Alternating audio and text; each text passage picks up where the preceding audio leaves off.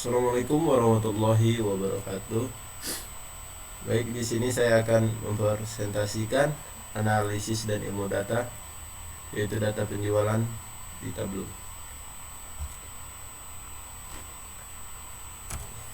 Di sini dengan saya sendiri, Ahmad Harlan, NPM 23758002.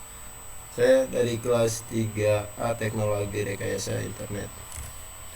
Di sini ada data penjualan, pelanggan, dan operasional. Nah, di sini yang pertama, analisis penjualan, mengidentifikasikan produk terlaris, pelanggan terbesar atau tren penjualan berdasarkan waktu. Lalu analisis pelanggan, mengkelompokkan pelanggan berdasarkan perilaku pembelian, menganalisis, menilai seumur hidup pelanggan. Nah, di sini customer lifetime value atau mengidentifikasikan pelanggan potensial.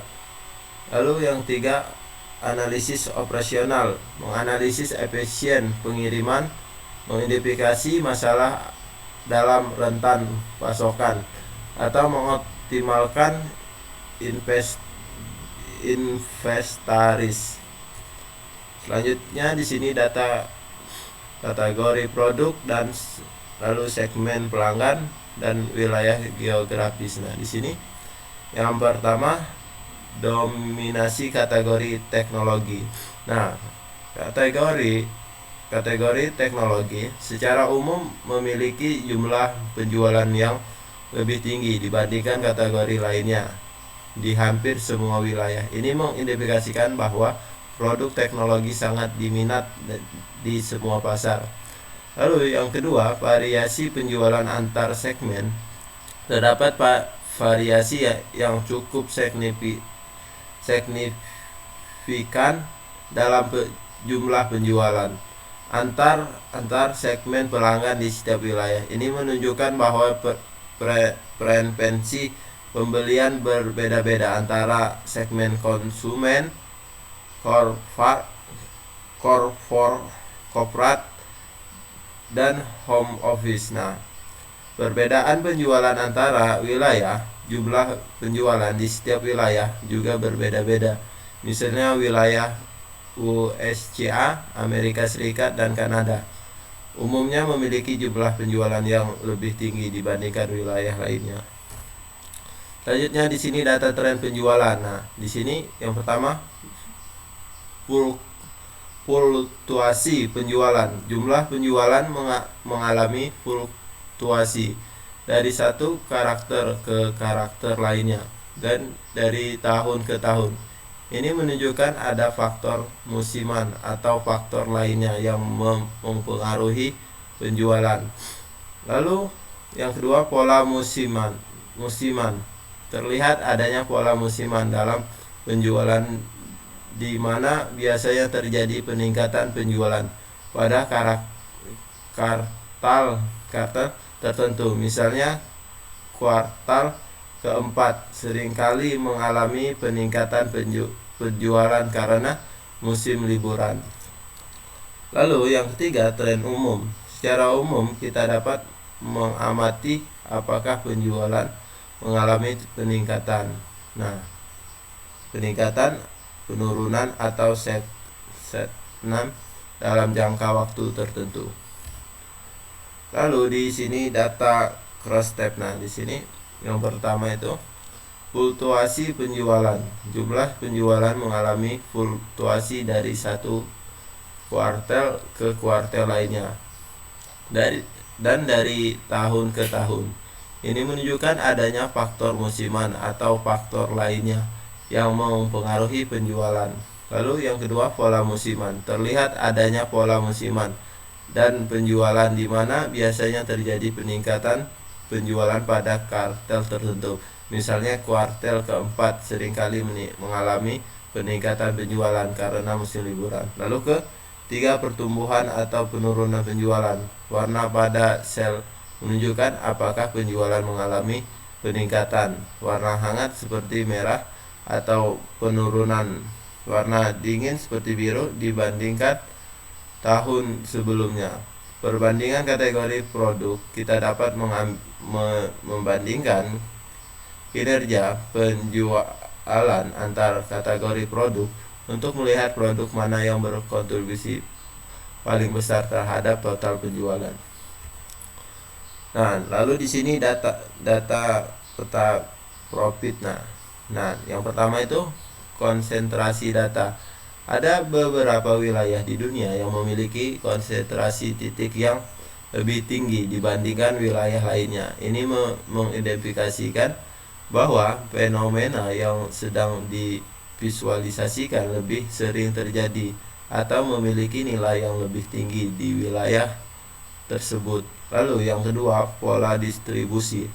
Titik-titik yang tersebar pada peta membentuk pola tertentu. Pola ini dapat memberikan petunjuk mengenai faktor-faktor yang mempengaruhi distribusi data, misalnya faktor geografis, ekonomi, atau sosial. Lalu yang ketiga, perbedaan nilai. Warna yang berbeda pada titik ini menunjukkan perbedaan nilai atau kategori dari data yang sedang divisualisasikan. Lalu di sini data penjualan subkategori. Nah, yang pertama itu produk paling laris subkategori dengan batang terpanjang menunjukkan produk yang paling banyak terjual. Lalu yang kedua, perbandingan penjual. Kita dapat membandingkan penjual antar subkategori untuk melihat produk mana yang memiliki kontribusi terbesar terhadap total penjualan. 3. Kategori produk unggulan. Dengan melihat sekelompok subkategori, kita dapat mengidentifikasikan kategori produk mana yang secara keseluruhan memiliki performa penjualan yang baik. Lalu di sini data customer breakdown. Nah, di sini pertama seberapa sebaran data. Nah, di titik-titik yang terbesar pada grafik menunjukkan variasi yang cukup besar dalam biaya pengiriman dan profit di antar pelanggan. Lalu yang kedua, tidak ada korelasi yang jelas. Secara umum tidak terlihat adanya korelasi yang jelas antara biaya pengiriman dan profit. Artinya, peningkatan biaya pengiriman tidak selalu diikuti dengan peningkatan profit dan sebaliknya. Lalu, yang ketiga, mengelompokkan kategori. Tanda market yang berbeda mewakili kategori produk yang berbeda. Namun, dari visualisasi ini sulit untuk melihat perbedaan yang signifikan antara kategori dalam hal hubungan antar biaya pengiriman dan profit. Lalu di sini data yang di sini ada 3. Yang pertama itu data distribusi profit global. Nah, di sini yang pertama distribusi profit global. Profit perusahaan terbesar di berbagai wilayah di dunia. Ada beberapa wilayah yang menjadi kontribusi utama profit. Lalu yang kedua, produk unggulan. Beberapa subkategori produk memberikan kontribusi yang signifikan terhadap total penjualan. Lalu yang 3 itu tren penjualan. Penjualan secara keseluruhan cenderung stabil atau mengalami pertumbuhan yang lambat. Lalu di sini kesimpulan. Yang pertama, dominasi produk teknologi. Kategori produk teknologi mendominasi penjualan di berbagai wilayah, menunjukkan permintaan yang kuat di pasar global. Lalu yang kedua, variasi penjualan antar wilayah dan segmen. Terdapat perbedaan signifikan dalam jumlah penjualan antar wilayah dan segmen pelanggan. Dengan wilayah USCA menunjukkan penjualan tertinggi. Lalu yang 3, pola musiman dalam penjualan. Penjualan cenderung meningkat pada kuartal keempat, mengindikasikan adanya faktor musiman yang mengaruhi performa penjualan. Lalu yang keempat, fluktuasi dan pertumbuhan stabil. Meskipun ada fluktuasi dari kuartal ke ke kuartal secara keseluruhan menunjukkan perusahaan menunjukkan tren pertumbuhan yang stabil.